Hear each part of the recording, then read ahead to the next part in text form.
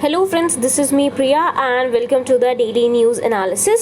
सो start करते हैं हमारे सबसे पहले आर्टिकल से, जिसका नाम है after fall of city Russia stakes claim to Luhansk. ठीक, आपको पता है यूक्रेन एंड रशिया की वॉर की बात करें तो काफ़ी टाइम बीत चुका है। इट्स बीन, अगर आप देखेंगे तो बहुत लंबा टाइम हो गया। इतना लंबा टाइम कोई वॉर आपको देखने को नहीं मिलता।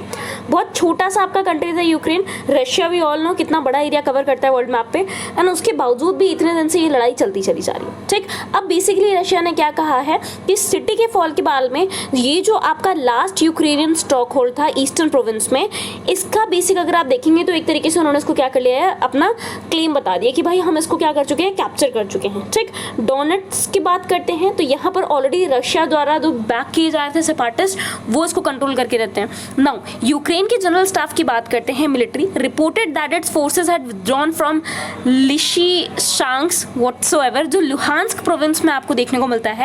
बट प्रेसिडेंट ने क्या कहा है कि अभी भी जो इस सिटी के लिए फाइट है वो लगातार हो रही है। ठीक, तो यहाँ पर सबसे पहले आपको यूक्रेन की लोकेशन जानना जरूरी है, क्योंकि Ukraine and Russia is something जो न्यूज में है। ठीक, कोई अगर वर्ल्ड वॉर टाइप में सिचुएशन कोई दो कंट्रीज मिलकर क्रिएट कर रही हैं, या अगर हम बात करें लड़ाई कहीं पर हो रही है, तो आपको पता होना चाहिए। क्यों, आप जानते हैं यूक्रेन की जो राजधानी है, this is also in news, इसके बारे में आपको पता होना चाहिए। सी ऑफ अजोव कौन कौन सी कंट्री के साथ में बॉर्डर शेयर करती है, स्पेशली रशिया के साथ में। कौन से रिवर यहाँ पर फ्लो करती है, क्या कोई स्पेशल वाटर बॉडी है। तो फिजिकल एंड जो आपके पॉलिटिकल फीचर्स हैं यूक्रेन के, वो बहुत ज्यादा इंपॉर्टेंट हो जाते हैं। ठीक है, now if confirmed, Russia's complete seizure of the Luhansk would provide its forces a strong base from which to press their advance in neighboring Donetsk। ठीक है, अब बेसिक अगर देखेंगे तो अगर ऐसा होता है कि ये क्लेम हो जाता है कि पूरी तरीके से कवर कर चुके हैं, तो ये क्या आ जाएंगे, इसके पास में आ जाएंगे। एंड व्लादिमीर पुतिन जी का जो मेजर गोल है कि वो डोनबास को कैप्चर कर सकते हैं, वो भी क्या हो जाएगा, उनका पूरा हो जाएगा। We can not give you the final judgements, Lysychansk still being fought for. किसने कहा है, बेसिकली एक कॉन्फ्रेंस में कीव ने मिस्टर जेलेंस्की जी ने ये कहा है कि अभी भी हम इस चीज के लिए लड़ाई कर रहे हैं, तो हम ये नहीं कह सकते कि पूरी तरीके से हमारे हाथ से जा चुका है। नाउ दूसरे न्यूज आर्टिकल पे आते हैं। यहाँ पर भी आपके लिए दो इंपॉर्टेंट चीज होती है, first from the current part and second उसी करंट से रिलेटेड जो आपका स्टैटिक पार्ट होगा। क्या है, टाइफून चाबा कहाँ पर आया है, earlier formed in the central part of South China Sea. South China Sea के सेंट्रल पार्ट में बना था सैटरडे आफ्टरनून को। इसका लैंडफॉल एक तो होता है कि जब ये जो आपका साइक्लोन बनता है, टाइफून बन रहा है वो, दूसरा जब ये लैंड पे टच करेगा, लैंड को जब आके टच करेगा तो उस टाइम पे क्या होगा, ये पर्टिकुलर प्लेस पे हार्म कॉज करेगा, उसको लैंडफॉल कहते हैं। ठीक है, सो लैंडफॉल पे आने के बाद टाइफून आपका क्या करता है, धीरे धीरे स्लो डाउन होना स्टार्ट होता है, खत्म होता है। जब तक वो सी ओशन के ऊपर रहेगा तब तक वो फास्ट स्पीड में रहेगा। तो लैंडफॉल देखने को मिला कहां पर, गुआंगडोंग प्रोविंस में, जो आपका साउदर्न चाइना का पार्ट है। नाउ टाइफून चाबा ध्यान रखिएगा कहां पर आया था, कौन सी एरिया में।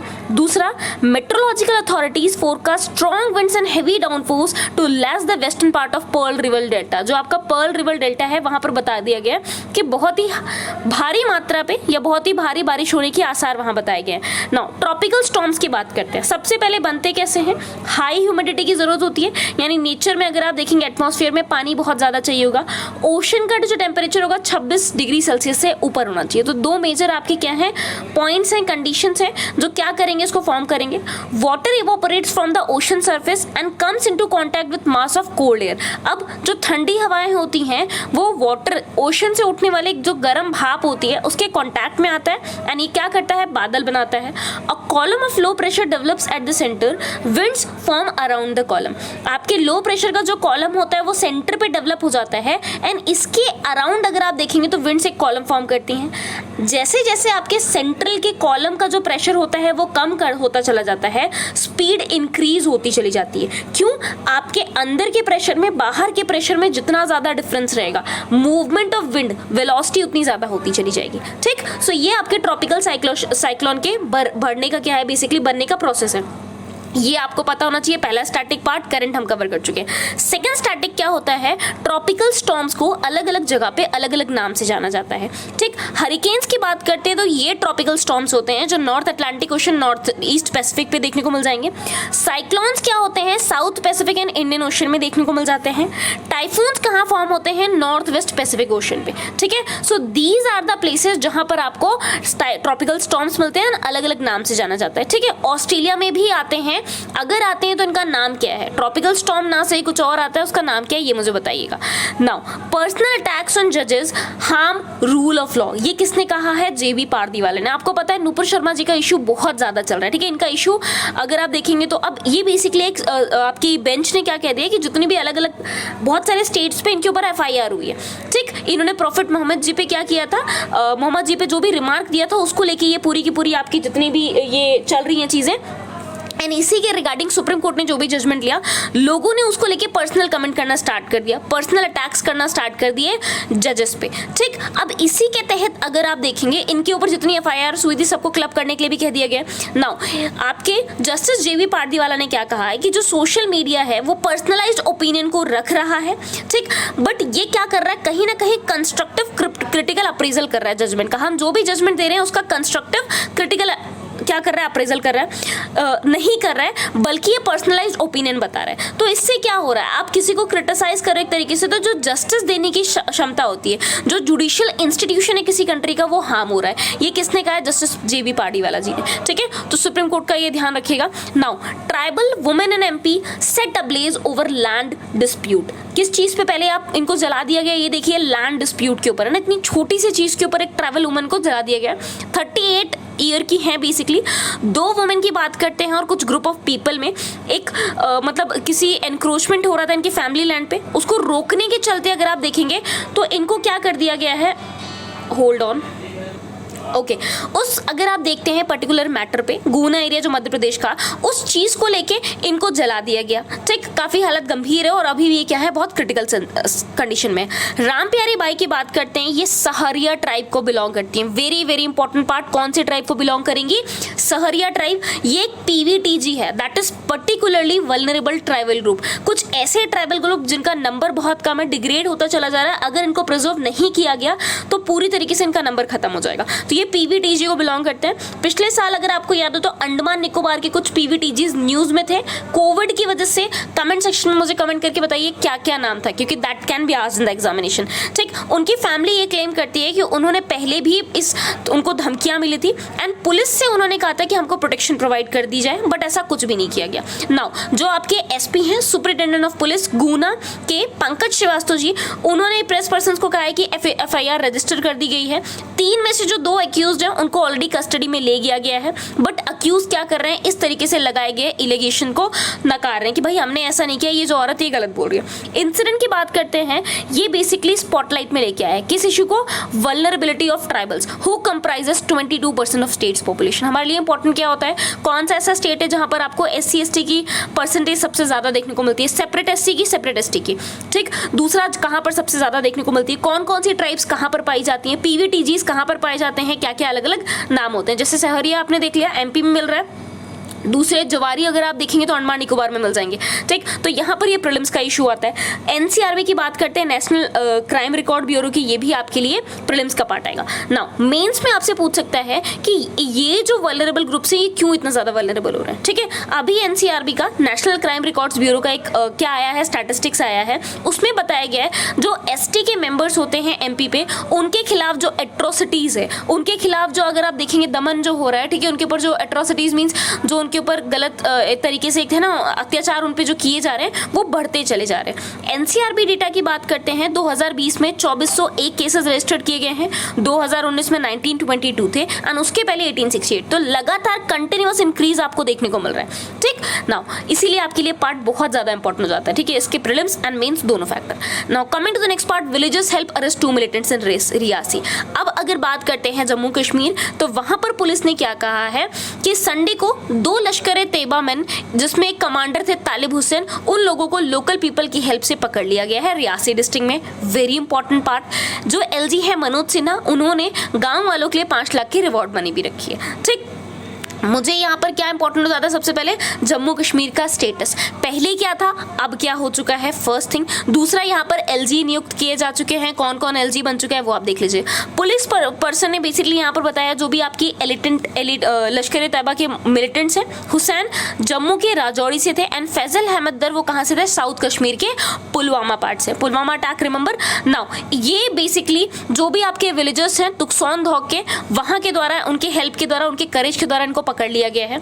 ठीक, हुसैन एक वांटेड मिलिटेंट था जो बेसिकली अलग अलग मिलिटेंसी आपको देखने को मिल रही थी पीर पंजाल वैली में, उसमें ये क्या था, इंक्लूड होता था। 3 ब्लास्ट भी हुए थे राजौरी डिस्ट्रिक्ट में, उसमें भी इंक्लूडेड थे। हुसैन की बात करते हैं, ये एलिटी टेररिस्ट जो कासिम थे जो पाकिस्तान में बेस्ड है उनके साथ लगातार टच में थे। तो ये बहुत बड़ा अचीवमेंट आपको देखने को मिल रहा है। नाउ प्रिलिमिनरी क्वेश्चन की बात करते हैं, police learn that both the terrorist were also in touch with Pakistani LeT handler Salman.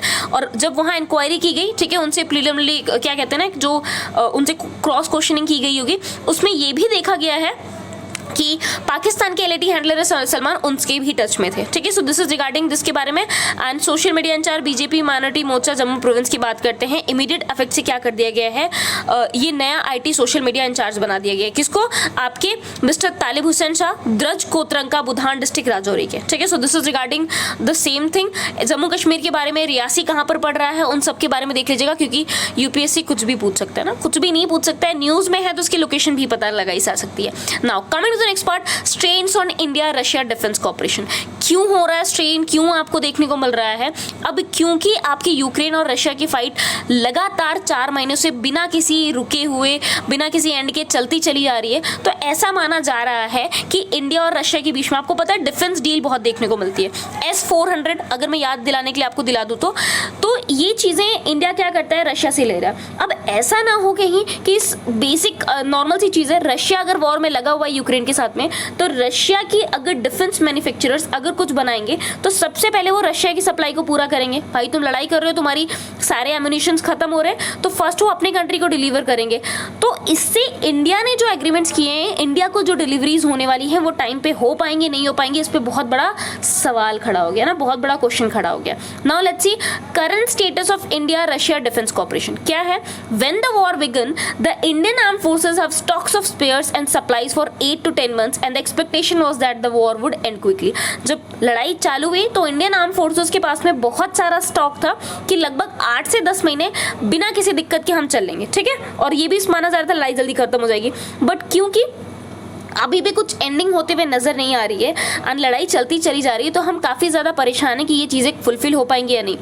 Army chief Manoj Pandey ji की बात करते हैं तो उन्होंने आर्मी की डिपेंडेंसी को बताया है कुछ वेपन सिस्टम्स पे, जैसे एयर डिफेंस की बात करते हैं, रॉकेट की बात करते हैं, मिसाइल्स की, या कुछ टैंक्स की बात करते हैं जो रशिया एंड यूक्रेन से बेसिक आप लेने वाले थे, रशिया से लेने वाले थे। ठीक, और ये भी माना जा रहा है कि जितना इसका इमीडिएट इफेक्ट होने वाला है, क्या होगा, सबसे पहले सप्लाई चेन इफेक्ट होगी। ठीक, स्पेयर और अम्यूनिशंस की सिंपल सी बात है, वो पहले अपने को देंगे फिर हमको देंगे। He added that they are also looking at certain alternative mitigation measures and identifying alternate sources from friendly foreign countries while in the long term. ठीक, अब आगे आने वाले टाइम पे तो हम तो अपना रिक्वायरमेंट कहीं ना कहीं से फुलफिल करने की कोशिश करेंगे, इसीलिए हम ऑल्टरनेटिव ढूंढ रहे हैं ताकि आगे आने वाले टाइम पे हमारी जो बेसिक दिक्कतें हैं उसको हम मिटिगेट कर सके, कम कर सके। इसीलिए हम ऑल्टरनेट सोर्सेज ढूंढ रहे हैं कि क्या और सोर्सेज हो सकते हैं, क्या और बेसिक हमारे फ्रेंडली फॉरेन कंट्रीज हमको प्रोवाइड कर सकते हैं। ठीक है, जैसे कोविड के टाइम पे लोग चाइना को छोड़ के, चनिया है ना सो सॉरी, नाम ही ऐसा निकलता है, क्या किया जा सकता है ना, इतने अच्छे अच्छे कारनामे इनका नाम ही ऐसा निकल रहा है। तो चाइना के ऊपर डिपेंडेंसी छोड़ के, क्योंकि वो मैन्युफैक्चरर हब है, हम लोग ऑल्टरनेटिव ढूंढ रहे थे, हर कंट्री ऑल्टरनेटिव ढूंढ रही थी। सेम चीज यहाँ पर इंडिया करना चाह रहा है। नाउ ऑफिशियल्स ने ये भी कहा है, क्योंकि कुछ टाइम लैप्स ऑलरेडी हो चुके हैं, शिपिंग डिलेज भी पॉसिबल है, सो इसीलिए there would not be any dent on the army's operational preparedness. ठीक है, बेसिक LAC की बात करते हैं तो लाइन ऑफ एक्चुअल कंट्रोल में तो किसी तरीके का आपको कोई भी डेंट देखने को नहीं मिलेगा। एडिशन की बात करते हैं, armed forces have also made significant emergency procurements in the last 2 years since the stand off in eastern Ladakh and have stocked up on spares and ammunition. Therefore there should not be any immediate urgency of spares and other requirements. तो ये कहा गया है क्योंकि China के साथ already हमारे issue चल रहे थे। ईस्टर्न लद्दाख की बात आप कर सकते हैं, ठीक, तो या फिर आप अरुणाचल प्रदेश की बात कर सकते हैं। ठीक है, हमने ये अपना पगोंग सो लेक वाला फिंगर पॉइंट्स देखे थे, तो यहाँ पर ऑलरेडी बहुत सारी टेंशन चल रही थी। तो इसलिए पिछले 2 सालों में इंडिया ने ऑलरेडी क्या किया है, इमरजेंसी प्रोक्योरमेंट रखे, अपना स्टॉक रखा हुआ है। Russia had assured India that it would adhere to delivery timelines, but Russia यहाँ पर पूरी तरीके से इंडिया को सांत्वना दे रहा है, सांत्वना नहीं, I am not getting that word, बहुत अच्छा सा वर्ड है, याद आए तो कमेंट में लिख देना, ठीक। इंडिया को कंसोल कर रहा है कि नहीं भाई आप परेशान मत हो, हम आपको टाइम पे डिलीवरी कर देंगे। Current status of deals underway, new deals pending with Russia, ठीक। जो करंट स्टेटस ऑफ डील्स है उसकी बात करते हैं, वो चल रहा है, नई डील्स अभी रशिया के साथ में पेंडिंग है, ठीक। इंडिया के साथ बात करते हैं तो रशिया के साथ इंडिया का $15 बिलियन का आपको ये जो पूरा का पूरा ट्रेड है वो देखने को मिल रहा है डिफेंस ट्रेड 2018 के बाद से, एंड जिसमें S-400 long range air defence का जो अकेला अगर आप देखेंगे बजट $5.43 बिलियन का है, ठीक। बाकी मेजर कॉन्ट्रैक्ट्स की बात करते हैं, इंप्लीमेंटेशन की बात करते हैं, the construction of 4 additional strength frigates in Russia and India, licence production of mango armour piercing fin stabilised discarding support जिसको APFSDS कहा जा रहा है, ठीक। 390S टैंक्स की बात करते हैं, 390S एडिशनल टैंक्स की बात करते हैं, AK-203 असॉल्ट राइफल्स की बात करते हैं। बट कुछ चीज़ों में अभी भी आपको डिलीवरी में डिले देखने को मिल जाएगी या कॉपरेशन में, जैसे डिलीवरी ऑफ सेकंड जो रेजिमेंट है S-400 का वो डिले हो चुका है कुछ महीनों के द्वारा। एंड हमारे अमेठी उत्तर प्रदेश की बात करते हैं, very important if you are preparing for UPPCS, ठीक। तो यहाँ पर 6.1 लाख AK-203 राइफल्स का प्रोडक्शन मैन्युफैक्चर होना था, उसके ऑपरेलाइजेशन में भी दिक्कत देखने को मिल रही है, ठीक है। सो वहाँ पर स्टार्ट होना था बट ये चीज़ें भी डिले हो रही है। बहुत सारे बिग टिकट डील्स आपको देखने को मिलती हैं जो नेगोशिएशन हो रही हैं अभी, बट एज सच अभी हम थोड़ा सा होल्ड करने की कोशिश करेंगे, ठीक है, करना चाहिए। In fact what the government will do वो उनके ऊपर डिपेंड कर रहा है क्या सोच रहे हैं वो लोग, ठीक। बट हाँ थोड़ा सा डिले कर देना चाहिए बिकॉज थोड़ा सा हमें ऑल्टरनेटिव लेके रखना चाहिए इन केस अगर है ना ये जो वॉर लाइक सिचुएशंस है, इफ इट वर्सन या क्या होता है, इसके लिए थोड़ा सा हमें अपनी डिपेंडेंसी जैसे सिर्फ चाइना पे ना रह के बैकअप पे भी रहना चाहिए। This is in conjunction with efforts to push the Make in India scheme. अब ये जो हम कर रहे थे आपका, अब अमेठी में जो आपका ये बेसिकली मैन्युफैक्चर करने वाले थे, ये मेक इन इंडिया एफर्ट्स के तहत आ रहा था। Russian deals have also been deferred including the one for 21 MiG-29 fighter jets जो इंडियन फोर्स के लिए आना था, ठीक। अपग्रेडेशन की बात करते हैं, 59 एग्जिस्टिंग MiG-29 उसका भी एस्टिमेटेड कॉस्ट 7418 करोड़ आया था, ठीक। 12 Su-30 MKI एयरक्राफ्ट की बात करते हैं, इसका एस्टिमेशन 10,730 करोड़ आ चुका था, किसके द्वारा, HAL के द्वारा, ठीक। HAL के बारे में यहाँ पर मुझे बताइएगा क्या है HAL आपका। Now another long pending deal is for the manufacture of 200 K226T utility helicopters, ठीक है। इंडिया में बेसिक इसके हेलीकॉप्टर की बात करते हैं, ये भी पेंडेंसी देखने को मिल रही है। 6 KA-31 अर्ली वार्निंग हेलीकॉप्टर्स की बात करते हैं, ठीक। और Igla as very short range air defence system की बात करते हैं। तो ये सारी चीज़ें हैं जो कहीं ना कहीं डिफर्ड हुई है, जिनकी टाइमलाइंस में आपको क्या देखने को मिल जाएगा, डिफरेंस देखने को मिल जाएगा। Now coming to the next part आते हैं आपके, hold on, okay. Targeting GI tag Mayurbhanj super food and chutney to find more tables, means सबसे वियर्ड न्यूज़ मुझे लगी है बट होता होगा ऐसा, है ना। चलो मयूरभंज के सुपर फूड की बात करते हैं। सुपर फूड क्या है, आंट की चटनी, चींटियों की चटनी लोग खा रहे हैं, इसको GI टैग देने की मांग की जा रही है। तो ये ट्राइब है, हालांकि ट्राइबल पीपल को बहुत सारी चीज़ें मेडिसिनल पता होती हैं जो नॉर्मल पीपल को नहीं पता होती है। They are much closer to the nature जितना हम लोग नहीं होते, ठीक। तो उड़ीसा के मयूरभंज की बात करते हैं, वहाँ पर जो आपकी ट्राइब है वो एक आंट की चींटियों की चटनी ऑफर करती है जो बहुत सारी आपको बीमारियों से बचा सकती है, ऐसा उनका मानना है। इम्यून सिस्टम को बूस्ट करती है, बहुत सारी डिजीजेस हटा देती हैं। Protein, calcium, zinc, vitamin 12, zinc, remember ना कोविड टाइम पे बहुत ज़्यादा डिमांड थी तो लोग चटनियाँ ही खा रहे होंगे। Magnesium, potassium, sodium, copper, fibre and 18 amino acids आपको देखने को मिलते हैं, है ना। बहुत सारे एसेंशियल अमीनो एसिड्स होते हैं जो आपको ज़रूरत होती है आपकी डाइट में, जिसको आप क्या करते हैं, बना नहीं सकते हैं, ठीक है। रेड वीवर एंड्स की बात करते हैं, लाल वाली चींटियां, वो जब काटती हैं तो दर्द बहुत होता है ना, रेडिश पूरे दाने हो जाते हैं, बट उसके बावजूद ये ट्राइब्स में बहुत ज़्यादा पॉपुलर है। वीवर एंड्स की बात करते हैं जिसको ओसियोलोफाइला कह रहे हैं, समारग डिग्ना, ये अबंडेंटली फाउंड होती है कहाँ पर, बहुत ज़्यादा मात्रा में, प्रचुर मात्रा में फाउंड होती है आपकी मयूरभंज में थ्रू आउट द ईयर। ये जो डिश इसके थ्रू बनाई जाती है चींटी के थ्रू, उसको काई चटनी बोलते हैं। क्या कहते हैं, काई चटनी। इसमें क्या करते हैं, वो बड़ी वाली चींटियां ना लेके उसकी लार्वल और जो अडल्ट स्टेजेस होती हैं उसको लिया जाता है, ठीक। या तो उनको कच्चा खाया जाएगा या तो उनको चटनी बना दिया जाएगा। अब चटनी भी देखिए कितनी मज़ेदार है, उसमें नमक, अदरक, लहसुन, जिंजर एंड चिली सारी चीज़ें उसमें इंक्लूड की जाएगी, ठीक। और ट्राइबल पीपल इसको रूरल मार्केट में भी बेचते हैं। ट्राइबल बेसिकली काई चटनी या सूप को खाते हैं ताकि वो फ्लू से बच सकें, कॉमन कोल्ड, वूपिंग कप या अपनी एपेटाइट को इंक्रीज कर सकें, आई साइट को बढ़ा सकें, जॉइंट पेन को सही कर सकें, स्टमक डिजीज को सही कर सकें and healthy brain and nervous system को भी बना सके। द काई family consist of 3 category members, 3 category के मेंबर्स इसमें आते हैं। वर्कर, मेजर वर्कर या क्वींस होती हैं, वर्कर एंड मेजर वर्कर्स की बात करते हैं तो ये ज़्यादातर ऑरेंज कलर्स की होती हैं। ये इंसेक्ट, बीटल, फ्लाइज एंड हिम्नोप्टेरन्स की बात करते हैं तो उन पे फीड करते हैं। फूड कैटेगरी में साइंटिस्ट सोच रहे हैं कि काई चटनी को हम जीआई टैग दे दें। ठीक है, जीआई टैग तो इंपॉर्टेंट है आपके लिए, देख लीजिएगा। मयूरभंज के बारे में dance we also seen, Orissa के बारे में देख लीजिएगा, एंड चटनी तो ऑफ कोर्स है ना, very nice. Now coming to the next news article, National Investigation Agency. अभी आपको पता है राजस्थान के उदयपुर में एक पर्सन की किलिंग हो गई है, उसको बिहेड कर दिया गया है बाय द 2 men।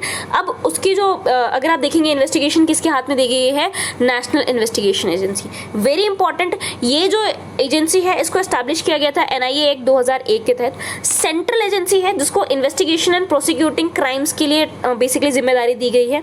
कोई भी ऐसा क्राइम जो कर रहा है, कौन कर रहा है, इंडिया की सॉवरेनिटी को हार्म कर रहा है, सिक्योरिटी इंटीग्रिटी को हार्म कर रहा है, स्टेट की सिक्योरिटी को हार्म कर रहा है, या इंडिया की दूसरे कंट्री के साथ में जो भी रिलेशन है उसको खराब कर रहा है। ठीक, nuclear and atomic power plants को अपोज करते हैं ये लोग। High quality counterfeit Indian currency smuggling के केसेस को भी डील करते हैं। इनका मेन काम क्या होता है, इंडिया में टेररिज्म को फाइट करना। ठीक, central counter terrorism law enforcement agency की बात करते हैं तो वो इसके इंचार्ज के रूप में काम करता है। ठीक, दिस इज एनआईए। क्यों एनआईए के बारे में जान रहे हैं, कौन से एक्ट के तहत है, बिकॉज एनआईए ने टेक ओवर कर लिया है समथिंग। ठीक, तो हमारे लिए एनआईए बहुत इंपॉर्टेंट हो जाता है। कंसर्न क्या है, सबसे पहले लीगल रिक्वायरमेंट्स।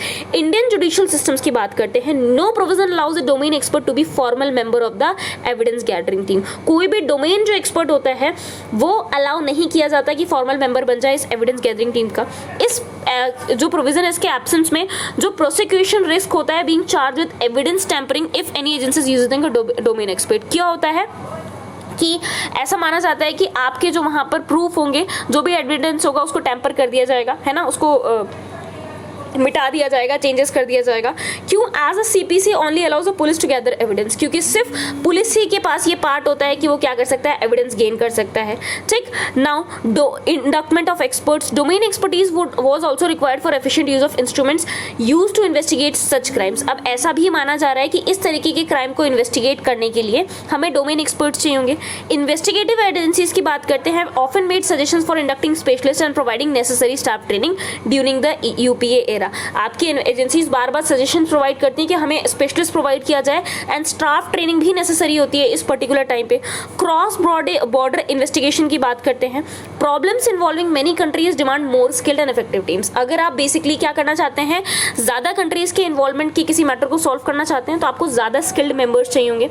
इस तरीके के टीम फॉर्मेशन के लिए necessary change in the legislation as well as government's willingness to make the change. ठीक, अगर ऐसा कुछ हमें करना है, इतने बड़े स्तर पे अगर हमें कोई मैटर इन्वेस्टिगेट करना है तो हमें कुछ चेंजेस चाहिए होंगे। पुलिस की बात करते हैं। पुलिस एक क्या है, स्टेट सब्जेक्ट में आता है। अभी स्टेट सब्जेक्ट क्या हुआ, आपके शेड्यूल 7 की बात करते हैं। ठीक है, कॉन्स्टिट्यूशन में शेड्यूल्स होते हैं। शेड्यूल 7 में क्या दिया गया है, लिस्ट दी गई है कि कौन कौन से सब्जेक्ट्स आपके स्टेट के अंदर में आएंगे, कौन आपका सेंटर के अंदर में आएगा, कौन आपका कॉन्करेंट लिस्ट में आएगा, यानी जिसमें आपके स्टेट और सेंटर दोनों काम कर सकते हैं। तो पब्लिक ऑर्डर, पुलिस फोर्सेस की बात करते हैं, ये स्टेट की लिस्ट में मेंशन है आपके शेड्यूल 7 में। क्रिमिनल लॉ की बात करते हैं, दूसरे हाथ पे ये कॉन्करेंट लिस्ट में आता है। क्यों, नेशनल सिक्योरिटी की बात करते हैं यूनियन लिस्ट में। अब आप सोचिए 3 अलग अलग मैटर से एक ही इन्वेस्टिगेशन एजेंसी डील कर रही है, बट 3 अलग अलग लोगों के अंदर में, एक स्टेट एक यूनियन, दूसरा दोनों मिलकर चला रहे हैं। तो ये भी कुछ कंसर्न्स है जो आपको देखने को मिल जाते हैं। Now coming to the next part, home minister Amit Shah says despite challenges cooperative movement in the nation went from strength to strength. अब इतने सारे चैलेंजेस के बावजूद हमारे होम मिनिस्टर जी ने क्या कहा है, जो आपका कोऑपरेटिव मूवमेंट है वो स्ट्रेंथ टू स्ट्रेंथ है ना, लगातार बहुत सारी इसमें आपको इंपॉर्टेंट चीज़ें देखने को मिलती चली जा रही है, वो बार बार स्ट्रांग होल्ड होता चला जा रहा है। ठीक, 100 इंटरनेशनल डे ऑफ जो कोऑपरेटिव्स हैं उसमें इन्होंने चीफ गेस्ट की तरह पार्टिसिपेट किया न्यू दिल्ली में। थीम क्या था, cooperatives build a better world. Cooperative क्या करेंगे, एक अच्छा वर्ल्ड बनाएंगे, ज़्यादा बेटर वर्ल्ड बनाएंगे। इंडिया की बात करते हैं, 90% ऑफ विलेजेस आपको कोऑपरेटिव्स देखने को मिल जाएंगे, जिसको हम लोग सहायक समितियाँ कहती हैं, एंड ये बहुत ज़्यादा इंपॉर्टेंट होते हैं अगर आप किसी भी एरिया का सोशियो इकोनॉमिक डेवलपमेंट करना चाहते हैं। ठीक, और सबको यानी रूरल और अर्बन एरिया, गांव और शहर का जो इलाका, दोनों को मिलाकर ग्रोथ करना चाहते हैं। कोऑपरेटिव सोसाइटीज इंडिया में कैसे आती है, कमिंग टू द, ठीक है, थोड़ा सा मेंस प्रीलिम्स का पोर्शन, कौन सा डे था, क्या थीम थी, वो आपको पता लग गया है। ठीक, दूसरा, इंडिया में कोऑपरेटिव सोसाइटीज की बात करते हैं। Cooperative society can be defined as a voluntary association of individuals united voluntarily to meet their common economic, social and cultural interest. क्या करेंगे, ये वॉलंटरी ऑर्गेनाइजेशन है, खुद लोग आते हैं, मिलते हैं, ताकि उनका जो कॉमन इकोनॉमिक, मान लीजिए 10-15 लोग हैं, उनका जो economic, social and cultural interest है वो सेम है तो वो उसको बना सकते हैं। ठीक, मेन काम क्या होता है, एक दूसरे की हेल्प करके बेसिक जो भी काम होगा वो करना। The roots of cooperative societies की बात करते हैं, ये कब हुआ था, जब पहला कोऑपरेटिव सोसाइटीज एक्ट आया था 1904 में, गवर्नमेंट ने पास किया था 1912 में। 1958 में क्या हुआ, नेशनल डेवलपमेंट काउंसिल ने रिकमेंड किया एक नेशनल पॉलिसी ताकि हम कोऑपरेटिव मार्केटिंग सोसाइटीज को सेटअप कर सके। एनसीडीसी की बात करते हैं, इसको एनसीडीसी एक्ट 1962 के तहत सेटअप किया गया। ये ध्यान रखिएगा बिकॉज यूपीएससी आपसे ऑप्शंस के फॉर्म में क्वेश्चन पूछ सकती है। नाउ अब मेन चीज आती है, यूनियन गवर्नमेंट ने national policy on cooperatives announce की थी 2002 में। उसके बाद 97th कॉन्स्टिट्यूशनल अमेंडमेंट एक्ट, कौन सा कॉन्स्टिट्यूशनल अमेंडमेंट एक्ट है ये पता होना चाहिए, पहली चीज। दूसरा 2011 में आया था, ये आपको पता होना चाहिए, जिसके तहत कोऑपरेटिव सोसाइटीज को कॉन्स्टिट्यूशनल, संवैधानिक बेसिक एक स्तर प्रोवाइड कर दिया गया। ठीक है, कॉन्स्टिट्यूशनल स्टेटस प्रोवाइड कर दिया गया। Very very important. सबसे पहला इसको कोऑपरेटिव सोसाइटीज को फॉर्म करना फंडामेंटल राइट आर्टिकल 19 के अंदर आ गया। सेकंड थिंग, इसको हमारे डीपीएसपी में इंक्लूड कर दिया गया। हम कोऑपरेटिव सोसाइटीज को क्या करेंगे, प्रमोट करेंगे, article 43B। It added part 9B in the Constitution the Cooperative Societies, Article 243ZH to 243ZT। तो हमने क्या कर दिया, अपने कॉन्स्टिट्यूशन में कोऑपरेटिव सोसाइटीज को एक अलग से प्लेस प्रोवाइड कर दिया। ठीक है, तो 3 आर्टिकल्स आपके प्रोवाइड कर दिए गए। Now provisions under Indian constitution under part 9B contains various provisions related to cooperative societies. The state legislature may make provisions for the incorporation, election, regulation and winding up of cooperative societies। State legislature provisions बना सकता है ताकि वो क्या कर सके, आपके incorporate कर सके, इलेक्शन कर सके, रेगुलेट कर सके एंड कोऑपरेटिव सोसाइटी को वाइंड अप कर सके। ठीक, ये भारतीय संविधान के तहत कहे गए। नाउ इसके ऑर्गेनाइजेशन स्ट्रक्चर की बात करते हैं। The board shall consist of some directors as may be provided by the state legislature, but the maximum number of directors of cooperative society shall not exceed 21। तो स्टेट लेजिस्लेचर आपका provide करेगा क्या, कि आपके कितने बोर्ड मेंबर्स, कितने number of directors होने चाहिए, बट स्टिल इस पे एक लिमिट लगा दी गई है। क्या लिमिट लगाई गई है, कि कितने भी आप प्रोवाइड करेंगे उसका नंबर 21 से ज्यादा नहीं होना चाहिए। Next thing, the state legislature shawl provide for the reservation of 1 seat for the SC और ST and 2 seats for women on the board of every cooperative society. ये जो आपने डायरेक्टर्स का बोर्ड देखा, इसमें कम से कम एक मेंबर SC का या फिर ST का और 2 वुमेन का होना जरूरी है, यानी that is compulsion. The functional directors of a cooperative society shall also be the members of board and members shall be excluded to count the total number of directors 21। जो भी आपके फंक्शनल डायरेक्टर्स होंगे cooperative society के, वो भी members माने जाएंगे board के, बट उनको 21 की काउंटिंग से अलग रखा जाएगा।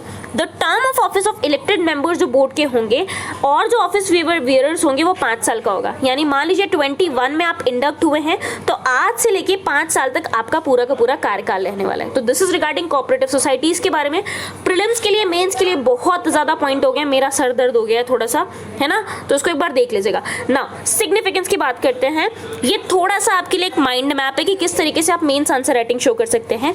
कैरेक्टरिस्टिक्स भी ध्यान रख सकते हैं बिकॉज ये आपसे आपके प्रीलिम्स में भी पूछी जा सकती है, क्या क्या कैरेक्टरिस्टिक्स हो सकते हैं। ठीक है, source of finance, service motive, voting power, separate legal entity, open membership, voluntary association, these are the things जो आपको कैरेक्टरिस्टिक्स के फॉर्म में देखने को मिल जाएगी। नाउ सिग्निफिकेंस की बात करते हैं। एग्रीकल्चर सेक्टर में सबसे इंपॉर्टेंट काम करता है।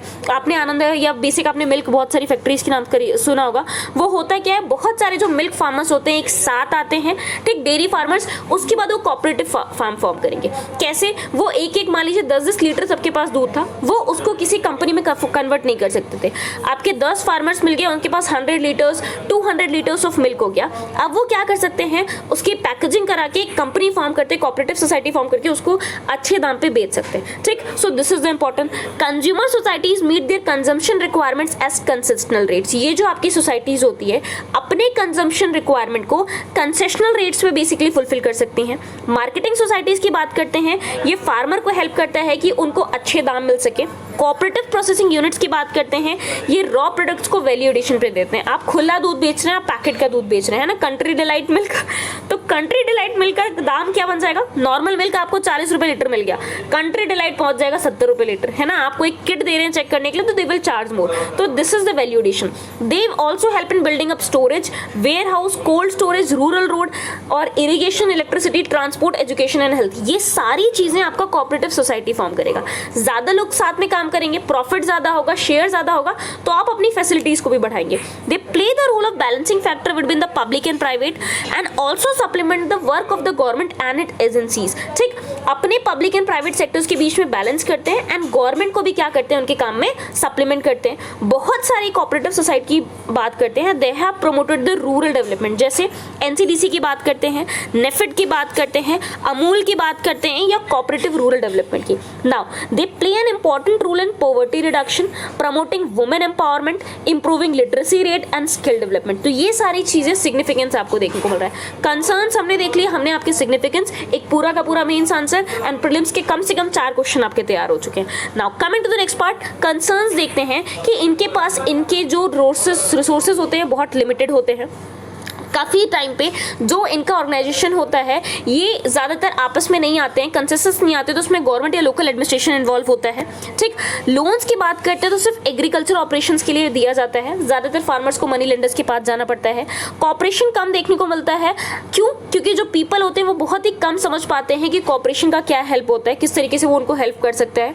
पॉलिटिकल इंटरफेरेंस की बात करते हैं तो कभी कभार ये कोऑपरेटिव सोसाइटीज़ की ग्रोथ में हैम्पर करेगा. ठीक, उसको आगे बढ़ने से रोकेगा. मेनली जो आपके कोऑपरेटिव क्रेडिट स्ट्रक्चर होते हैं वो लैंडलॉर्ड्स के द्वारा, जो जमींदार होते हैं, जो बड़े फार्मर्स होते हैं वो रेगुलेट करते हैं, तो छोटों को फायदा कम मिल पाता है. परफॉर्मेंस कम होती है, डेब्ट बढ़ जाता है, ओवरड्यू बढ़ जाता है, एडमिनिस्ट्रेशन इनएफिशिएंट हो जाएगा एंड अच्छे से आपकी सोसाइटीज मैनेज नहीं हो पाएंगी. इसीलिए मेन इस ड्रॉबैक्स को हटा के अगर हम देखें तो हमें ट्रांसपेरेंसी लाने की जरूरत है, ताकि सिर्फ इनके हाथ में ना रह के जो पूरे छोटे फार्मर्स हैं उनको भी प्रॉफिट मिल सके. ज़्यादा अच्छी कोऑपरेटिव मैनेजमेंट की जरूरत है, क्लियर ऑब्जेक्टिव्स के साथ में, अकाउंटेबिलिटी के साथ में कि आप जो काम कर रहे हैं उसके लिए आप जवाबदेह हो जाए, साउंड प्लानिंग होनी चाहिए, साथ ही साथ परफॉर्मेंस इवैल्यूएशन मैनर्स भी होने चाहिए. Now measures, the objective of the cooperative societies को बेसिकली लॉन्ग टर्म स्ट्रैटेजी पे रखना चाहिए, इंक्रीज एक्सेस बना देना चाहिए ताकि कॉम्पिटिटिव एंड अफोर्डेबल बेसिकली हम फाइनेंसिंग कर सके. तो these are the concerns and उसके सॉल्यूशंस जो आपको देखने को मिलते हैं. Now coming to the next part, Indians can get 10 lakh from relatives. ठीक है, आपको पता है बहुत सारे ऐसे लोग हैं जिनके फैमिली मेंबर्स के कोई रिलेटिव बाहर रहते हैं, तो एक लिमिट लगाई हुई थी सरकार ने कि आप बाहर अगर किसी और देश में काम कर रहे हैं तो आप कितना अमाउंट इस कंट्री में रहने वाले अपने रिलेटिव को भेज सकते हैं. पहले ये 1 लाख था, अब सरकार ने इसको कर दिया है 10 लाख, यानी बिना सरकार को बताए आप अपने रिलेटिव को 10 लाख तक का बड़ा अमाउंट भेज सकते हैं.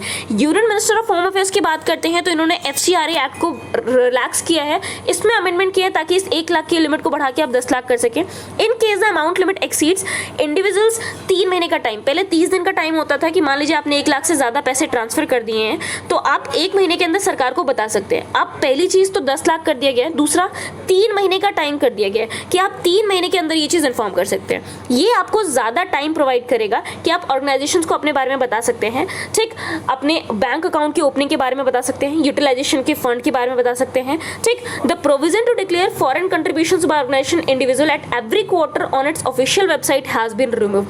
अब जो प्रोविजन था कि आप फॉरेन कंट्रीब्यूशन को डिक्लेयर करेंगे उसको रिमूव कर दिया गया है. FCRA की बात करते हैं. ठीक है, FCRA ये इंडियन पार्लियामेंट में 2010 में लाया गया था. ये रेगुलेट करता था फॉरेन कंट्रीब्यूशन बाय इंडिविजुअल्स को. कोई भी एसोसिएशन कंपनी अगर इंडिया में इन्वेस्ट कर रहे हैं, इंडिया में पैसे भेज रहे हैं तो उसको रेगुलेट करता था, है ना. कोई मनी लॉन्ड्रिंग टाइप में चीज़ें नहीं हो रही है, काला धन सफ़ेद में नहीं बदला जा रहा है, तो उन सारी चीज़ों को कवर करने के लिए आपका एक्ट लाया गया था, इसी में अभी अमेंडमेंट कर दिया गया. ठीक, नाउ FCRA 2020 की बात करते हैं. इसमें जो foreign contribution is the donation और ट्रांसफर ऑफ करेंसी, सिक्योरिटी और article of A beyond specified value by foreign source. कोई भी फॉरेन सोर्स के द्वारा एक पर्टिकुलर जो आपकी वैल्यू है, जो अभी हमने 10 लाख देखी, उसके बियॉन्ड आपके पैसे ट्रांसफर करने की बात को इसमें इंक्लूड किया जाता है. तो दिस इज वेरी इंपॉर्टेंट. आपके लिए यहाँ पर एक होमवर्क है, दैट इज FCRA. ठीक है, FCRA किस तरीके से काम करता है और क्या क्या इसकी फंक्शनिंग है वो मुझे कमेंट सेक्शन में बताइएगा. Now coming to the next part, Digital India Week 2020 to be inaugurated by PM at Gandhinagar in Gujarat on Monday. PM Modi ji क्या करेंगे, डिजिटल इंडिया वीक 2022 को गांधीनगर गुजरात से शुरू करेंगे. कौन सा वीक है, कहाँ पर किया जा रहा है, first thing very important for the prelims. PM will launch multiple digital initiatives aimed at enhancing the accessibility of technology, streamlining service delivery to ensure ease of living and giving a boost to startups. ठीक, theme क्या है, another thing, Digital India Week is catalyzing New India's decade. ठीक, ठीक, नए India के ticket की बात करते हैं तो उसको डिजिटल इंडिया क्या कर रहा है, कैटलाइज करेगा। इनिशिएटिव्स की बात करते हैं जो लॉन्च किया गया है, डिजिटल इंडिया भसीनी की बात करते हैं, ये बेसिक क्या करेगा, इंटरनेट या डिजिटल सर्विसेज प्रोवाइड करेगा इंडियन लैंग्वेजेस में, जो वॉइस बेस्ड एक्सेस प्रोवाइड करेगा एंड क्रिएशन ऑफ कंटेंट की बात करेगा। डिजिटल इंडिया जेनेसिस की बात करते हैं, national deep tech startup platform है जो डिस्कवर, सपोर्ट, ग्रो एंड ज्यादा सक्सेसफुल स्टार्टअप्स बनाने की बात करता है टायर 2 एंड टायर 3 सिटीज में। टोटल आउटले आपको 750 करोड़ का देखने को मिल जाएगा, किसमें, जो आपकी स्कीम में लाया गया है। इंडिया स्टैक डॉट ग्लोबल की बात करते हैं, ग्लोबल रिपोजिटरी है की प्रोजेक्ट्स की, जो इंडिया स्टैक लाइक आधार, UPI, digi locker, CoWIN vaccine application, इन सारे प्लेटफॉर्म पे आपको देखने को मिल जाएगी। ठीक, सो कहीं ना कहीं इंडिया को मोर डिजिटाइज, मोर ट्रांसपेरेंट बनाने के लिए आपका ये पूरा का पूरा मोटिव लाया गया है। नाउ ये जो offering of India to the global public digital goods repository की बात करते हैं, will help position India as leader of building digital transformation.